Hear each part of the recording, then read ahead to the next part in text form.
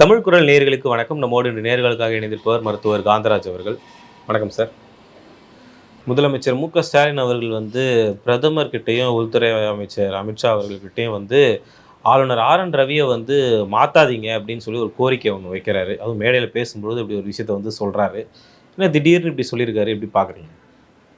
நாங்கள் அந்த காலத்துலேருந்து நம்ம சொன்னது தான்.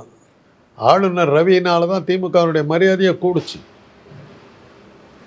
அவர் பேசி பேசி வளரத்தான் திராவிட இயக்கத்தினுடைய முக்கியத்துவமே அதுக்கப்புறம் தான் நமக்கு பெருசாக புரிய ஆரம்பிச்சது. அதெல்லாம் அறகுறையாக புரிஞ்சுது.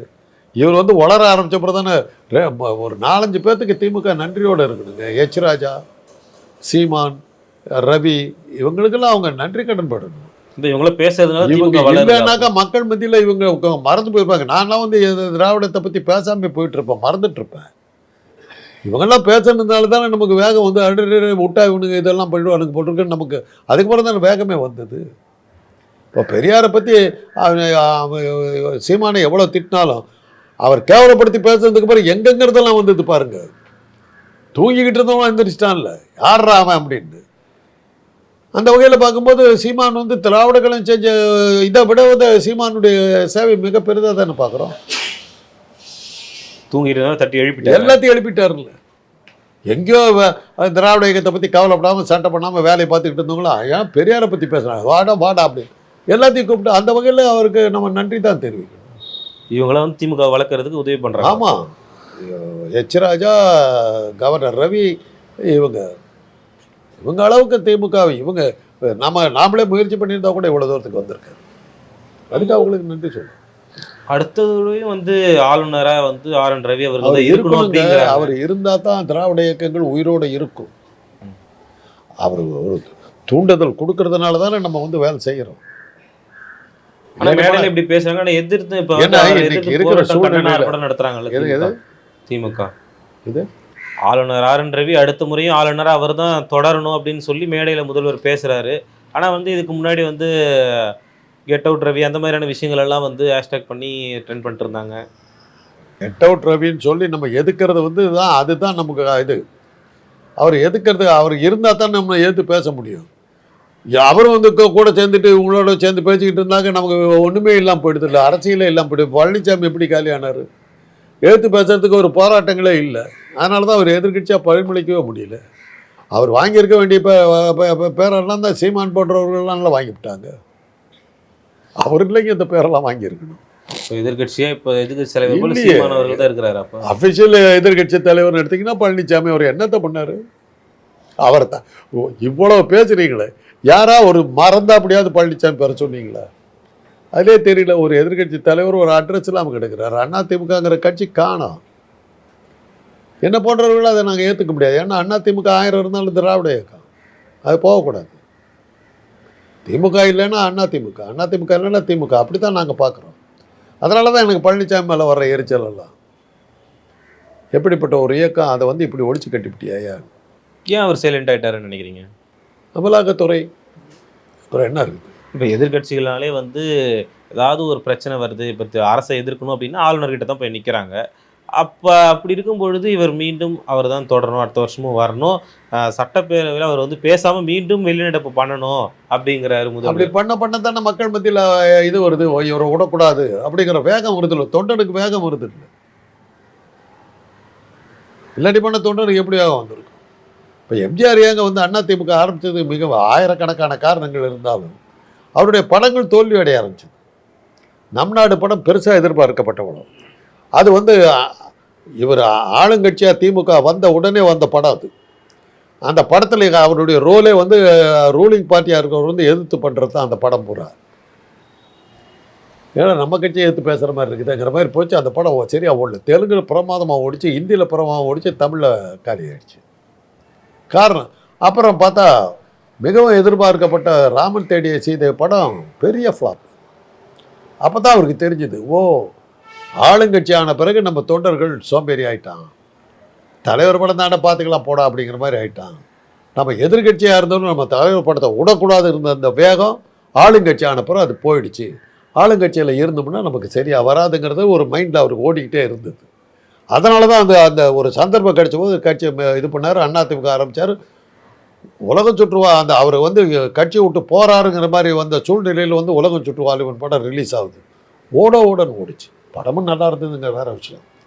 எதிர்பார்த்ததை விட மிகப்பெரிய வெற்றி ப்ரூவ் பண்ணார். அதுக்கப்புறம் அவருடைய படங்கள் பிச்சுக்கிட்டு ஓடிச்சு. பல குப்பை படங்கள்லாம் ஓடிச்சு. இந்த மாதிரி நிகழ்வுகள் அப்பயும் நடந்திருக்குங்கிறீங்க. ஆமாம், ஆட்சியில் இருந்தவங்கன்னா போயிடுங்கிறது, அது அந்த சினிமாக்கு அந்த கவர்ச்சி போயிடுங்கிறதுனால தொண்டனுக்கு சுறுசுறுப்பு வேணும்னா நீங்கள் வந்து எதிர்த்து நிற்க போராட்டங்கள் நடத்திக்கிட்டே இருக்கணுங்க. அதுதான் அரசியல் கட்சி.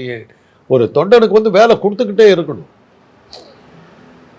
நம்மளை எதுக்கிறதுக்கு பார்த்த ஒரு ஆள் இருக்கணும். ராவனுக்கு ஏன் அவ்வளோ பெரிய பேர்?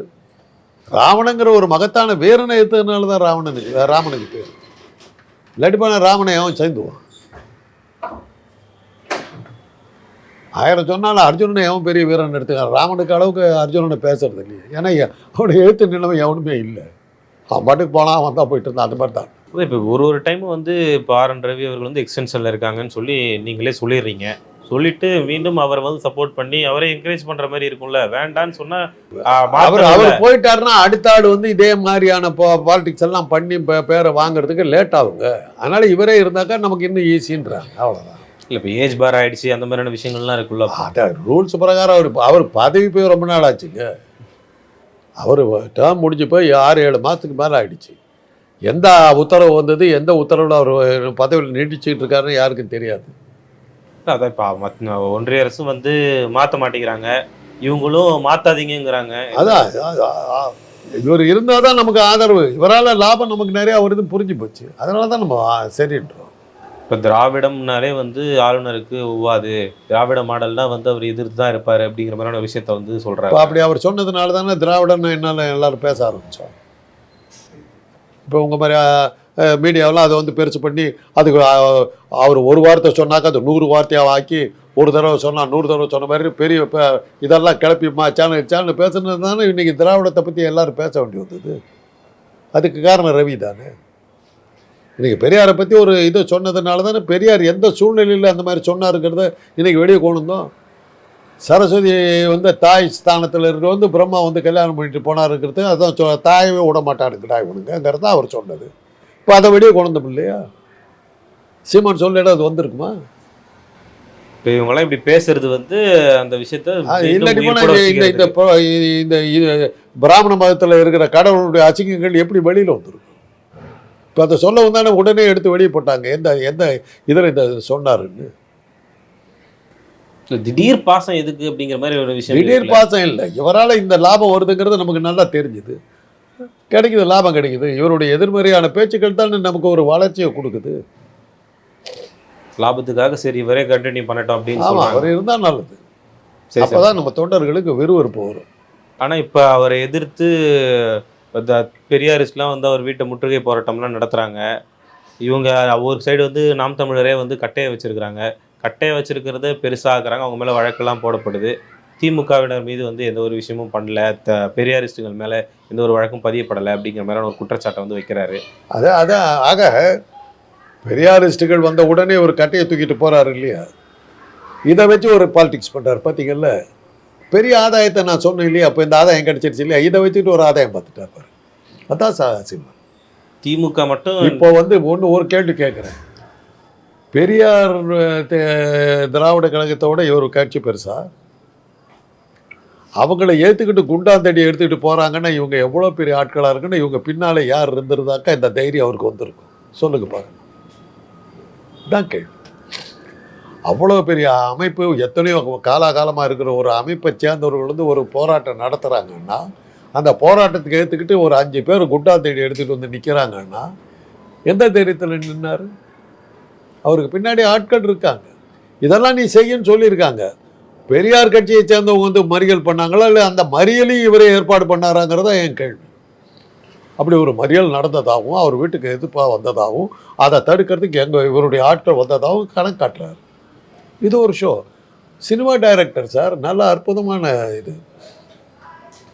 ஆனால் 2 தரப்பினருமே இருக்காங்க. இப்போ நாம் தமிழ் கட்சின்னு ஒரு பக்கம்னா திமுகவினர் ஒரு பக்கம் இருக்கிறாங்க. அடிச்சுக்கிட்டு இருக்கணும் இல்லை சார், 2 பேரும் பிடிச்சிக்கிட்டு போஸ்ட் தானே கொடுத்துருக்காங்க. இவங்க வந்து கட்டையிட்டு வந்து பாதுகாப்புக்குன்னு சொல்லிடுறாங்க. பாதுகாப்புக்கிட்டாங்க. அவங்க என்ன பண்ணாங்க, நின்றுக்கிட்டு இருக்காங்க. கட்டா அவ்வளோ தூரத்துக்கு வீரமாக வந்தோம், அடிச்சிருக்கணும் இல்லை? ஏன் அடிக்கல? 2 பேரும் ஒரே ஆளை ஏற்பாடு பண்ணுது, 2 பேரும் ஒரே கூட்டம். எனக்கும் எதிர்ப்பு இருக்குது, என் வீட்டை எதிர்க்கிற அளவுக்கு நான் பெரிய ஆளுன்னு காட்டிக்கிறதுக்கு அவர் நடத்தின ஷோ. அடுத்த விளம்பரம். அது இப்போ எங்கள் வீட்டை முற்றுகையிடணும் அப்படின்னா வந்து அதுக்கெல்லாம் வந்து இந்த அரசு வந்து அனுமதிக்குது. ஒரு போராட்டம் நடத்துறதுக்கு அனுமதிக்க மாட்றாங்க. பாஜக ஒரு போராட்டம் நடத்துறாங்க கைது பண்ணுறாங்க, பாமக நடத்துறாங்க கைது பண்ணுறாங்க அப்படிங்கிற மாதிரியான விஷயத்தை வந்து வேற யார் நடத்தி கைது பண்ணாம விட்டாங்க?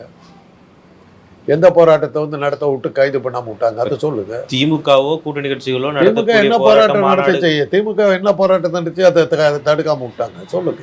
இவர் முற்றுகை போராட்டம் நடத்துறாங்க வீட்டு முன்னாடி வந்து அது திமுகவினரா நடத்துறது. இவர் குண்டாந்தடி வச்சு நின்னார்ல, அதை தடுக்கல இல்ல, தடுத்து அவங்கள கைது பண்ணியிருப்பாங்கல்ல. ஆளுநரை கண்டிச்சு ஒரு போராட்டம் பண்றாங்க. அது ஆளுநரை கண்டிச்சு என்ன போராட்டம் பண்ணாங்க? நேத்து ஒரு வெளிநடப்பு பண்றாங்க. தீர்மானங்கள் தாங்க போட்டாங்க. அது என்ன எம்எல்ஏ எல்லாத்தையும் கைது போவது சட்டமன்றத்திலே கைது பண்ணுங்கிறாரா? அவருடைய நாலேஜ் அதுதான். அதை வந்து நீங்களும் ஒரு கேட்குறீங்க. இல்ல அவர் என்ன சொல்றாரு, நேத்து வந்து ஆளுநர் இப்ப வெளிநடப்பு பண்றாரு சட்டப்பேரவை பேசாம அப்படின்னா திமுக அன்னைக்கு நைட்டே பிளான் பண்ணி காலையில வந்து அவரை எதிர்த்து ஒரு கண்டன ஆர்ப்பாட்டம் நடத்துறாங்க. கண்டன ஆர்ப்பாட்டம் எங்க நடத்தினாங்க? அது அப்படி சொல்றாரு. கண்டன ஆர்ப்பாட்டம் எங்க நடத்தினாங்க? சட்டமன்றத்தில் தீர்மானம் போட்டாங்க, அதையே அவர் ஆர்ப்பாட்டங்கிறாரா? புரியலையே. நான் தான் சொன்னேனே, அவர் மனநிலை இழந்து விட்டார். அவர் மனநல வைத்தியரை பார்க்கறது நல்லதுன்னு ஆசிரியர் வீரமணி ஐயாவும் அதான் சொன்னார். அவர் இப்படியெல்லாம் சொல்கிறாருங்கிற போது வைத்தியத்துக்கு வைத்தியம் தான் தேவையோடைய விளக்கம் தேவையில்லைன்ட்டு போயிட்டார். முடிஞ்சு போச்சு. வைரமுத்து இன்னும் அழகாகவே சொன்னார், நான் இன்னைக்கு சைவம்னார். என்னை கொலகாரராக்காதீங்க, அசைவம்னா அதான் அர்த்தம். நான் இன்றைக்கு சைவம், இந்த கேள்வியெல்லாம் கேட்காதீங்க அப்படின்னு. அவ்வளோதான், ஒரே வரியில் அவரை தூக்கி குப்பையில் வச்சு விட்டாங்க. ஆனால் நீங்களாம் சீமானுடைய காதலர்கள் அப்படியே உருகி உருகி அப்படி. எனக்கு தெரிஞ்சு 20ஆம் நூற்றாண்டில் சீமானுக்கு கிடைத்த ஒரு மீடியா இது வந்து எந்த பின்னணியும் இல்லாமல், ஒரு செய்துமே இல்லாமல் ஒரு பெரிய விளம்பரத்தை ஒரு தமிழ்நாட்டில் கிடைச்சதுன்னாக்கா சீமானுக்கு நீங்கள் கொடுத்த விளம்பரம். சரி, பார்ப்போம் சார். உங்கள் நேரத்துக்கு இருக்கிறேன்.